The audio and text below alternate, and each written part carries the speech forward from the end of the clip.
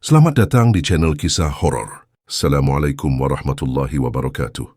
Sebelum memulai ceritanya, kami sampaikan terima kasih kepada teman-teman yang sudah mendukung channel ini.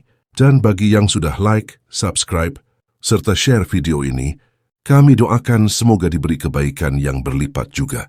Pada kisah horor kali ini, kami menghadirkan sebuah kisah seorang pemuda suka benda bertuah dan berkeinginan mengoleksi batara karang atau beka. Berikut adalah kisah nyatanya. Di tengah hiruk-pikuk kota Surabaya, seorang pemuda bernama Adi memiliki sebuah klinik kesehatan yang cukup terkenal. Namun selain menjalankan kliniknya, Adi juga memiliki ketertarikan yang mendalam terhadap dunia klinik dan supranatural. Koleksi keris pusaka, batu akik bertuah, dan benda-benda mistis lainnya memenuhi ruangan khusus di rumahnya. Ia percaya bahwa benda-benda ini memiliki kekuatan yang bisa dimanfaatkan jika tahu cara menggunakannya. Suatu hari, Adi mendengar kabar menarik yang beredar dari mulut ke mulut di kalangan paranormal dan kolektor benda gaib. Konon, di sebuah petilasan di Kediri, terdapat sosok mistis yang disebut Batara Karang. Makhluk berwujud manusia kecil seukuran korek api, rambut panjang sampai kaki, punya taring panjang, mata merah, kuku tangan dan kaki panjang sampai melingkari ke badannya, tapi memiliki kekuatan luar biasa. Banyak paranormal dari berbagai daerah telah mencoba menangkapnya, tapi tidak ada yang berhasil. Adi merasa tertantang. Ia ingin memiliki batara karang itu dan menjadikannya koleksi pribadinya.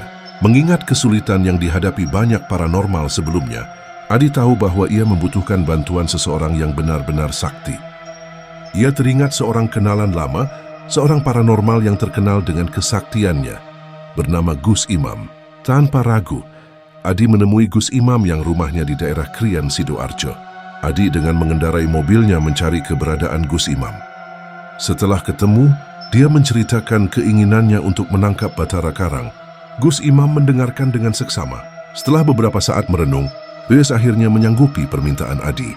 Tetapi dengan satu syarat, mereka harus menggunakan media minyak gaib dalam ritual penangkapan. Adi tanpa ragu menyetujuinya dan mereka segera bersiap-siap untuk perjalanan ke Kediri.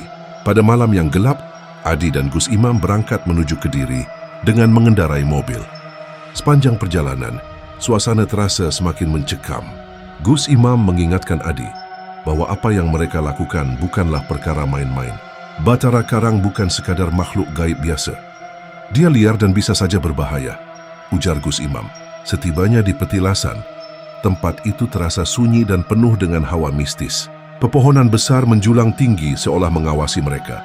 Angin bertiup pelan membawa aroma tanah basah dan dedaunan kering yang berserakan di sekitar. Dan suara-suara burung, lamalam dan jangkrik terdengar menambah serapnya suasana malam itu. Di lokasi banyak ditumbuhi semak belukar. Sesekali ada suara desisan ular, tapi tidak nampak. Gus Imam mulai menyiapkan ritual. Ia menyalakan dupa dan menuangkan minyak gaib ke tanah sebagai media pemanggilan. Adi merasa bulu kuduknya meremang saat mantra-mantra mulai diucapkan oleh Gus Imam. Udara di sekitar mereka terasa lebih berat dan tiba-tiba suara gemuruh kecil terdengar dari arah semak-semak. Dari dalam bayangan gelap, muncul sosok batara karang. Bentuknya sangat kecil, tak lebih besar dari korek api, tetapi penampilannya menyeramkan. Ia memiliki taring panjang, rambut yang menjuntai hingga ke kakinya, dan kuku-kuku yang melingkari tubuhnya. Matanya merah menyala penuh dengan kemarahan.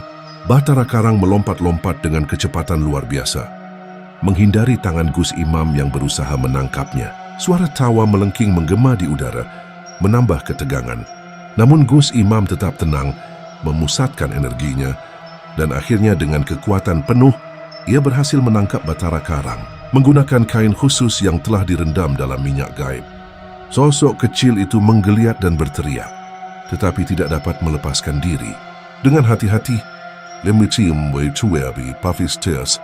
Gus Imam memasukkannya ke dalam wadah khusus yang telah dipersiapkan. Setelah mendapatkan batara karang yang begitu dibinginkannya, Adi bergegas meninggalkan petilasan meskipun waktu itu malam masih gelap. Gus Imam memerintahkan segera naik mobil dan meninggalkan tempat itu. Dalam perjalanan, serasa ada sesuatu yang mengikuti di belakang mobil.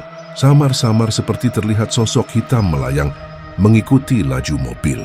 Namun Gus Imam ternyata diam-diam sudah memagari gaib mobil itu supaya terhindar dari gangguan gaib yang timbul karena membawa Batara Karang. Akhirnya mereka tiba di rumah dengan selamat. Adi sangat senang, kini Batara Karang menjadi koleksinya. Namun ada satu hal yang harus ia lakukan, memberikan satu kantong darah setiap hari Kamis malam, Jumat Legi sebagai minuman untuk makhluk itu. Tanpa ragu, Adi menyanggupi, mengira bahwa ini harga kecil untuk kekuatan yang mungkin ia dapatkan. Suatu hari Adi ingin menguji kekuatan Batara Karang. Menurut mitos, makhluk ini bisa menarik uang gaib. Ia menyampaikan niatnya kepada Gus Imam. Meskipun ragu, Gus Imam akhirnya menyanggupinya dan tetap membantu menyiapkan ritualnya. Besok malamnya Adi menyiapkan ruangan untuk ritual penarikan uang gaib tersebut. Di sebuah ruangan tertutup, mereka menyiapkan ritual. Batara Karang dikeluarkan dari kotaknya dan dupa kemenyan dibakar di pojok ruangan. Tidak lama kemudian, lembaran uang 100 ribuan tiba-tiba berhamburan keluar dari atas ruangan, melayang-layang di udara dan jatuh ke lantai. Adi terpana melihatnya. Ia segera mengumpulkan uang itu ke dalam kardus Indomie. Namun Gus Imam memperingatkan Adi, "Aku tidak mau menerima uang ini. Takutnya nanti ada permintaan tumbal. Bisa saja anakmu yang diminta," kata Gus Imam. Memang Batara Karang waktu itu tidak menyampaikan syarat apapun. Tapi Gus Imam takut nanti setelah uang itu dipakai, ada permintaan syarat berupa tumbal. Ucapan Gus Imam membuat Adi ketakutan. Ia pun memutuskan untuk tidak menyentuh uang itu. Malam harinya, ia merasa gelisah dan tak bisa tidur. Bayangan tentang tumbal dan ancaman dari Batara Karang terus menghantuinya. Keesokan paginya, Adi mengecek uang yang ada di kardus Indomie. Alangkah terkejutnya dan tidak percaya bahwa uang itu telah hilang. Tidak ada jejak sama sekali, seolah tidak pernah ada di sana. Namun ketakutan Adi belum hilang. Adi mendapati bahwa Batara Karang yang ia simpan juga telah lenyap. Ia segera menghubungi Gus Imam dan menceritakan kejadian tersebut.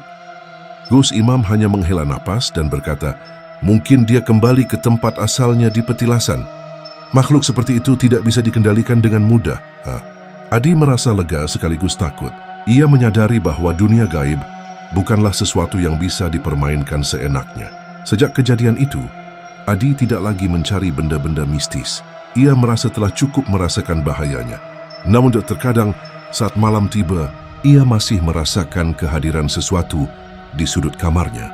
Aroma dupa yang samar tercium dan suara tawa kecil menggema di telinganya. Apakah Batara Karang benar-benar pergi?